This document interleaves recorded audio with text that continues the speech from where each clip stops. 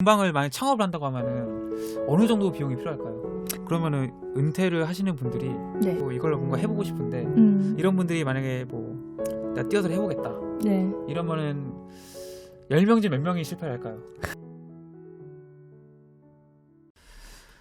안녕하세요. 너하나의 은퇴학교 꿈꾸는 자본가 이권복입니다.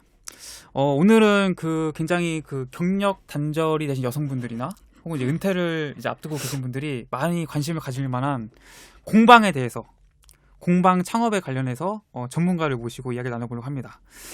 이본느 모건의 이명선 대표님이신데요. 최고 많이 나왔던 매출액이 월 2,400만 원까지 나오셨다고 합니다. 그래서 오늘 이거에 대해서 전반적으로 공방 운영에 대한 모든 것을 한번 같이 물어보고 이야기를 나눠보려고 합니다. 일단 이본느 모건 뭐 간단하게 소개를 할까요? 어떤 것을 하는 공방인지? 네. 네. 저희 이본느 모건은 연남동에 굉장히 작은 골목에 구석에 위치한 4.5평짜리 조그만 공방이고요. 저희는 캔들로 시작해서 지금도 캔들 제품을 계속 하고 있고 자수를 이제 더해가지고 네. 지금은 이제 수업도 했지만 자수 키트를 본인 스스로 집에서 네. 혼자 영상을 보고 만들 수 있는, 경험해볼 수 있는 그런 키트를 주력 상품으로 해서 운영하고 있는 공방이에요. 그럼 이런 이본느 모건이 어쨌거나 연남동에서 살아남았잖아요, 계속. 네, 그 길에서 네. 저희가 제일 오래됐어요. 근데 보통 살아남기 쉽지 않은데 네. 어떤 것들이 차별화가 돼가지고 네. 생존할 수 있었을까요? 이제 차별점이라면은 저희는 사실 공방이라는 형태에 저희가 맞을까라는 생각도 제가 가끔 해요. 네네네. 너무 이제 다양한 걸 하고 있고 네네. 약간 디자인 그룹도 아니면서 콘텐츠 기획하는 데도 아니면서 네. 근데 이제 가장 대표적으로 말할 수 있는 게 사실 공방이라서 네. 저도 공방이라고 얘기를 하고 있고 네. 많은 분들이 이런 구조를 카피하면 좀 한다고 해야 되나? 이렇게 벤치마킹 네. 하시면 좋을 거라고 생각을 해서 공방이라고 생각을 하는데요.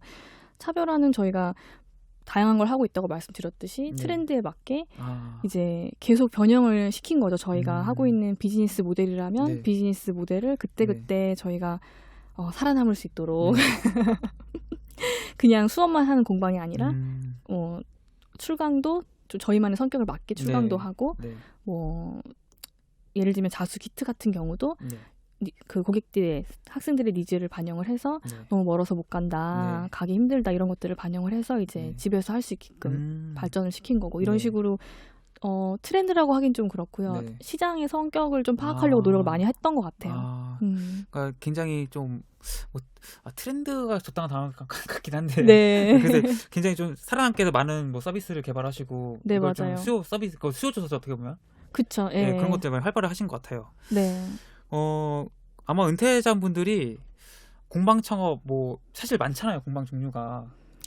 그쵸. 다 공방이죠. 다 뭐. 공방이 사실 다 공방인데 지금 성격이 명확하지 않은 공간은 다 공방이에요. 그렇죠. 맞아요. 그 공방을 처음 하시게 된 계기 같은 게 있을까요?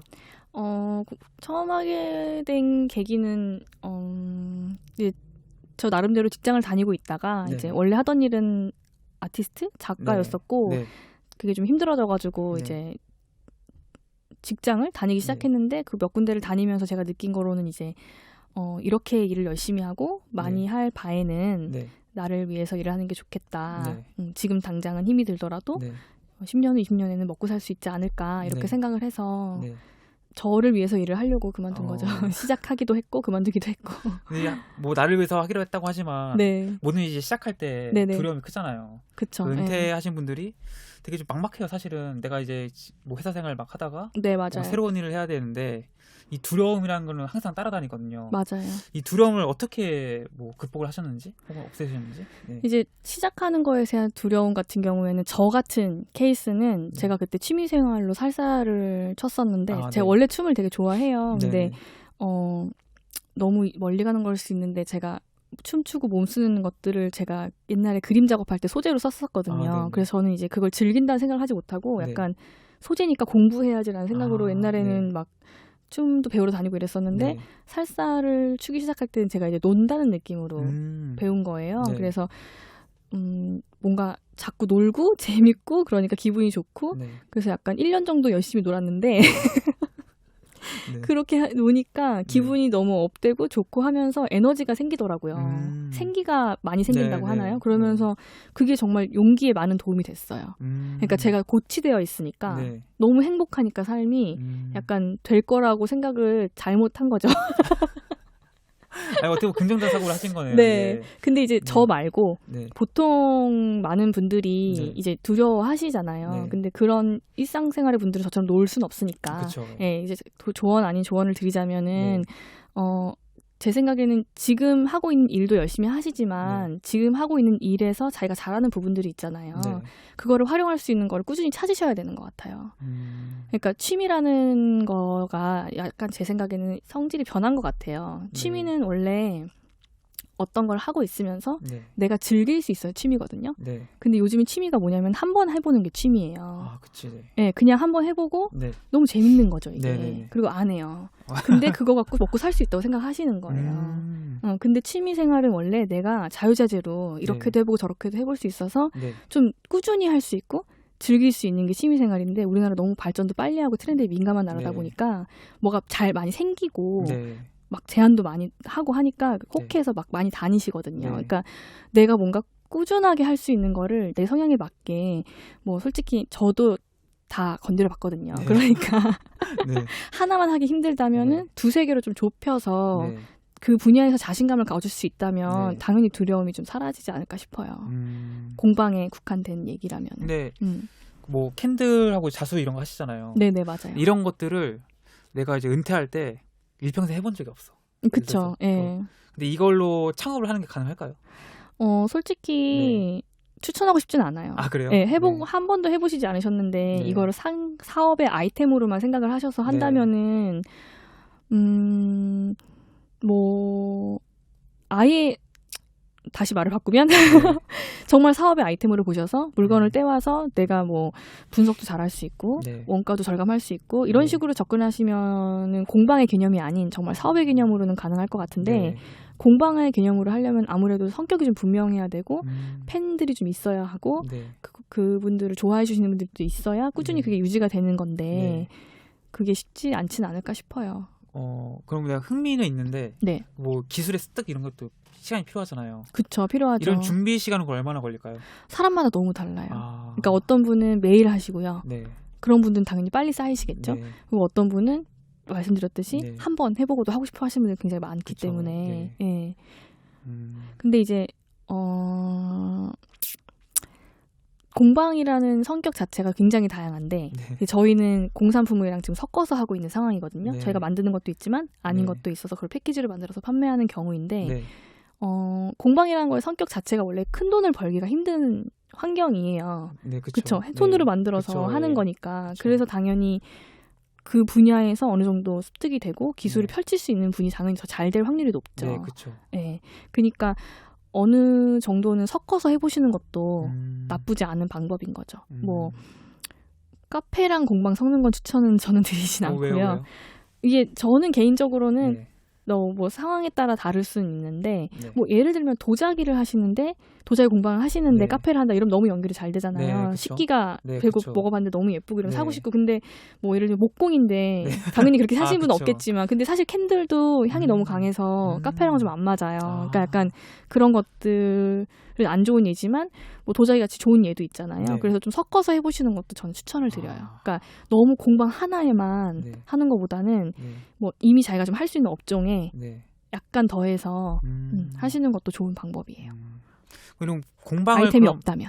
그럼 공방을 만약 창업을 한다고 하면은 어느 정도 비용이 필요할까요?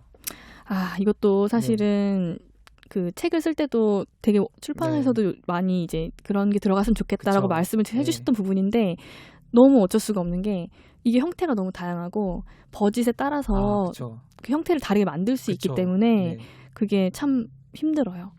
그럼 최소 비용, 최소 이 정도 있어야겠죠. 저 같은 경우는 전 너무 무계획으로 그냥 용기에 가득 차서 신청을 했기 때문에 저는 정말 딱 보증금 1,000만 원이 저의 딱 그거였거든요. 뭐 그러니까 그 전에도 캔들을 만들었었기 때문에 재료도 좀 있고 이렇게 했긴 했지만 시작은 저는 딱 1,000만 원인데 뭐 굳이 얘기하자면 1,300 정도로 시작을 했거든요. 저는. 네. 그래서 저는 다 만들어서 했어요. 벌어서 다시 투자하고 재투자. 전 재투자만 한 3년 한 것 같아요. 그렇구나. 3,300원은 그래도 생각보다 적은 비용이 들어가는데. 보증금이니까요. 보증도 찾을 수 있잖아요, 근데. 그쵸. 있는 돈도 아니고. 그쵸. 이게 그래서 실제로 허들이 낮아요. 캔들도 허들이 낮고 뭐든지 허들이 낮아서 많이 뛰어드시죠, 실제로. 그래서 이제 공방 창업의 현실에 대해서 한번 여쭤보고 싶은데. 네네. 그 공방으로 이제 성공을 한다는 거. 이거 얼마나 힘든 일인가요, 이게? 제가 사실은 저는 이제 운영을 하고 있는 입장에서 이렇게 말씀드리긴 좀 힘들지만은 그냥 주변을 둘러보셔도 얼마나 힘든지는 아마 아실 거예요. 왜냐면 자꾸 없어지니까. 그쵸, 뭐 쇼핑몰이랑 비교하면 좀 더 다르죠. 쇼핑몰 같은 경우는 정말 많이 생기고 없어지잖아요. 근데 쇼핑몰은 그런 이유가 떼와서 파는 거기 때문에 없어지는 거잖아요. 근데 이거 같은 경우는 만드는 거기 때문에 어떻게 보면은 조금 더 한 단계 더 어렵지 않나 싶어요. 왜냐면은 제가 공방이 하는 일은 그냥 이건 워크시트 글에 있는 거구나, 책에 있는 게 아니라 공방에서 하는 일은 만드는 것부터 일이 시작되는 거거든요. 그러니까 기획부터 일이 시작이 되어서 만들어서 포장하고 판매하거나 보내는 것까지가 일이 양인 거잖아요. 근데 보통 사람들이 생각하는 장사는 물건을 좋은 게 있으면 가져와서 파는 게 사실 끝이잖아요. 그러니까 일이 더 많으니까 더 힘들겠죠. 근데 일이 많은 게 힘들다기보다는 이제 아무래도 유지하는 게 솔직히 쉬운 건 아닌 것 같아요. 그러면은 은퇴를 하시는 분들이 내가 진짜 회사 생활만 해가지고 아무것도 못한다. 근데 이제 뭐 좀 자수엔 좀 관심이 있었고 예를 들면 관심 있어가지고 이걸로 뭔가 해보고 싶은데 이런 분들이 만약에 뭐 내가 뛰어서 해보겠다. 이러면은 10명 중 몇 명이 실패를 할까요? 저 같은 경우는 전혀 관심이 없었다면은 다 거의 다 실패하실 것 같아요. 관심은 있어요, 그래도. 관심이 있으시면은 그래도 1명 정도? 10%? 네, 10%. 쉽지 않네요, 진짜 이게. 쉽지 않죠. 쉽지 않은데 이거는 제가 이렇게 말을 할 수가 없는 부분이에요. 그쵸, 사실은. 물론 그렇죠. 다 성공하실 수도 있고 뭐 이게 저는 저의 노하우를 갖고 이걸 했기 때문에 유지한 것도 있지만 더 성장하지 못한 것도 있을 거예요. 더 할 수 있는데 저가 하기 때문에. 근데 그분이 하시면 가지고 있는 인프라가 다르시고 살아오신 경험이 저보다 훨씬 많으시잖아요. 그러니까 훨씬 잘 되실 수도 있죠. 그쵸. 전혀 관심이 없어도 이거 보이시잖아요. 뭔가 상황이. 그래서 더 잘 되실 수도 있죠. 그렇죠. 일반화하기 힘들죠, 사실은. 네, 맞아요. 근데 뭐 단순하게 오픈을 했을 때 되냐 안 되냐 이런 거는 저는 10%로 잡아볼게요. 쉬운 게 없습니다. 쉬운 게 없죠, 진짜로. 제가 좀 약간 냉정하게 말하는 스타일이어가지고. 그렇죠. 냉정히 말씀해 주셔야 됩니다. 헛된 또 콩을 던져주시면 많은 분들이 실패하기 때문에. 근데 실제로 저희 공방에서 자수 수업을 듣고 오픈하신 분이 3분이나 계세요. 그래요? 한 달짜리 수업만 듣고. 어떻게 되셨나요? 다 하고 계세요. 잘 되고 계세요? 네. 근데 이제 자수만 하진 않으시죠. 어떤 걸 같이 하나요, 그럼? 뭐 이렇게 코바늘을 연결점이 있는 거를 같이 하신다든지 이런 식으로. 그럼 그분들은 뭐 이전에 그 자수에 대한 뭐가 있었어요? 아니면 처음이었어요, 완전히? 두 분 다 약간 미술 쪽에 관심이 많으셨었고요. 근데 처음이셨어요. 그래서 정말 제가 창업 강의를 한 게 아니라 저희 자수 수업 그냥 4주짜리.